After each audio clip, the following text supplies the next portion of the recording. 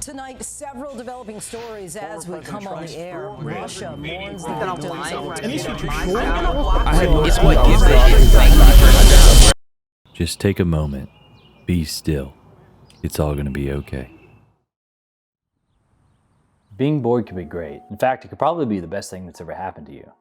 I know what you're thinking. It's probably a little crazy. But to understand how, we need to first know how we got to this place of restlessness that we call boredom. As a kid, creativity and imagination are at an all-time incredible peak in our life. It's probably as high as it's ever going to be. We learn how the world works through crafting these very unique narratives that only exist within our imagination. And I can't help but wonder, what happens to that whenever I grow up?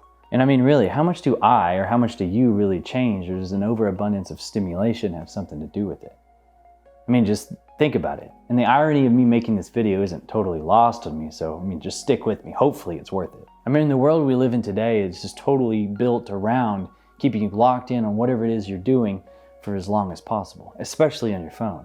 And it's really easy to do this when you have a small computer on you at all times. I'm beginning to think that a really big reason why we can't commit to any change in our life is partially due to the fact that we have this addiction to being stimulated. And at all times, whether we sit down and we just pull our phone out or do it very intentionally to satisfy that dopamine craving, we can't stay still with our own thoughts.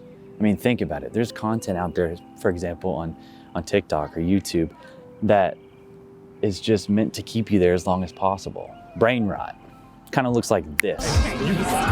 Makes your brain so stimulated that you kind of shut down and are forced to watch this, to take all of it in for as long as possible, thus feeding that beast that is the algorithm. And it doesn't matter that the content itself sucks, that there's nothing of substance there, it works. When I end up vegging out on my phone and getting stuck, I end up doom scrolling for at least an hour at a time instead of doing something productive or something creative. Virtually all social media and video games work on what's called a variable reward system. They balance the hope that you're going to make it big with just a little bit of frustration, just enough to keep you hooked. And look, and at the end of the day, I know a lot of us say that we want to make a lot of change in our life, but without really any plan or an actual follow through, it's just a wish. And for myself, I wanted to make a change. So over the past couple months at least, I've started to really make substantial changes in my life by cutting things out that are really just demanding too much of my time so I could have that time to focus on the things that are important to me. But still, whenever I find myself with any sort of downtime, I'll just sit down, pull my phone out, and I end up opening up mindlessly and scrolling through, TikTok, Reels, YouTube, just anything. And I don't know why. And it's a problem. I know me personally, I'll keep my phone on me pretty much at all times, but for some people, it even makes them anxious whenever they've forgotten it or they feel like they've lost their phone. Now look, the solution can't just be to, hey, let's get rid of our phones, because our smartphones have become a pretty big tool in most part of our life, and it's integrated into all kinds of things that we actually do. But me, you, we can both be cognizant of the fact that we use it to the extent that we do and set realistic limits for our lives. Imagine what it's like being a kid again, and what it's like to not have all the distractions that you have in your life right now. The things that distract you from truly being great. Social media, video games, TV shows, the list goes really on and on. These things probably have some sort of real hold over your life, and maybe right now is the best time to detox. When you strip away at least some of the things that end up dominating a lot of your attention, you'll be bored. And that's a good thing. Whenever I'm bored, it forces me to sit with my own thoughts. And that could be scary for some people. Some of us have some real trauma in our lives that we have yet to deal with, but that's a different topic for a different day. Boredom is the space in which creativity and imagination can happen. Imagine you go into a room and there's nothing in there but a table. And on that table is a pile of paper and something to write with. But you don't actually like to draw and you don't even write. I'd be willing to bet within about 10 minutes or so, your brain would have already come up with something creative for you to do with those supplies that you were given. That's because you were allowed yourself time and space to think about the creative possibilities for something to happen. That's because boredom is relative. I used to have a hard time understanding this concept myself, and I'm still not really that great at it, but I'm been getting better. And whenever my daughter was born, it helped me realize that I needed to shift my own priorities in order to fit my stage in life. For example, I used to value playing video games really, really highly because it brought me a lot of joy. I found a lot of fun and exciting. But now they just don't quite hit the same. I value raising my daughter more because I want to spend time with her. So the thing that I thought that I wasn't going to have that much fun with ends up being the thing that gives me the most joy right now. And that's going to shift depending on where you are in life.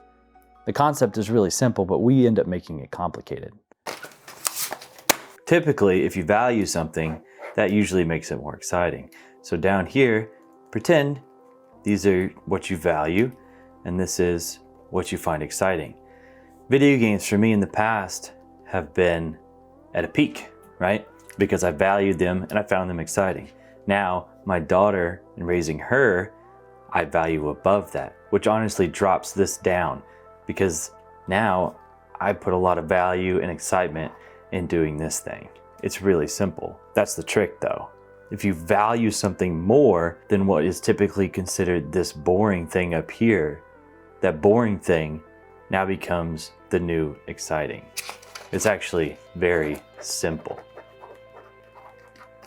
That's usually the hard part though, because typically in our lives, it's usually hard to see something that's right in front of our face this entire time. It's usually so clear, but we can't get past this thing that's constantly surrounding us. And that's, in this case, stimulation.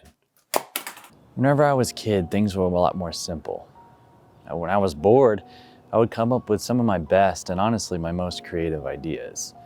I'd play with puzzles, build with Legos, play with Hot Wheels, things like that. It was good. It was simple. It was a simpler time being a kid. But I think a lot of us try to get back to that the older we get. We miss the simpler times, and so we always are nostalgic for the things that once were. And being bored as a teenager and an adult doesn't have to always be so bad. We paint this picture that boredom is always this torturous process. That's something that leads to crazy amounts of depression. But in reality, it doesn't have to be like that. And now as a parent, I'm able to do all those things that I was able to do as a kid. Not that I couldn't do it before, but now it's a little bit more appropriate. This isn't exactly the most groundbreaking grouping of thoughts that anyone's ever put together, but it's at least helped me free up my time to be able to do the things that I really want to do and to be the people that I want to be with. And I hope that it can do the same for you. I appreciate you, and I really hope this helps. I truly do. And if you like this video, check out this video on why you don't need to have your life together. Anyways, I'll see you next time.